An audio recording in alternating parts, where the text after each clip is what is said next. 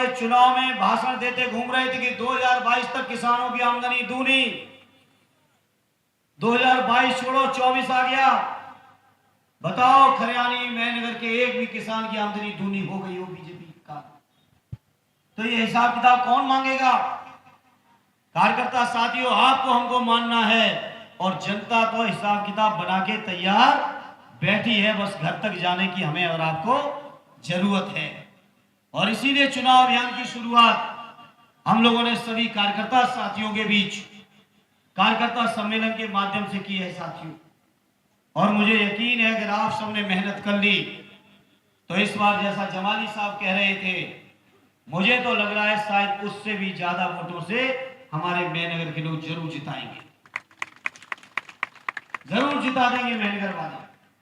आजमगढ़ लोकसभा भी जीतेगी, बगल की लालगंज भी जीतेगी, गाजीपुर भी हम लोग जीतेंगे, सटी हुई है मऊ भी जीतेंगे, अंबेडकर नगर में भी पार्टी का शानदार हाल है और पश्चिम में तो पहले चरण से ही पार्टी और गठबंधन का इतिहास रचते हुए आएंगे। तो आजमगढ़ के लोगों, उधर से जो लहर चलेगी पश्चिम से, यहां तक आते आते छठे चरण तक आपको आंधी में परिवर्तित करनी है, ये हम आपसे प्रार्थना कर रहे हैं। और कोई नई बात नहीं आजमगढ़ वालों के लिए, कर चुके हैं। 19 के चुनाव में दिखा दिया, 22 के चुनाव में दिखाया, 12 के चुनाव में दिखाया, 14 के चुनाव में दिखाया, 17 में भी 5 सीटें आपने जिता दी थी और 22 आते आते तो 10 जिता दी है।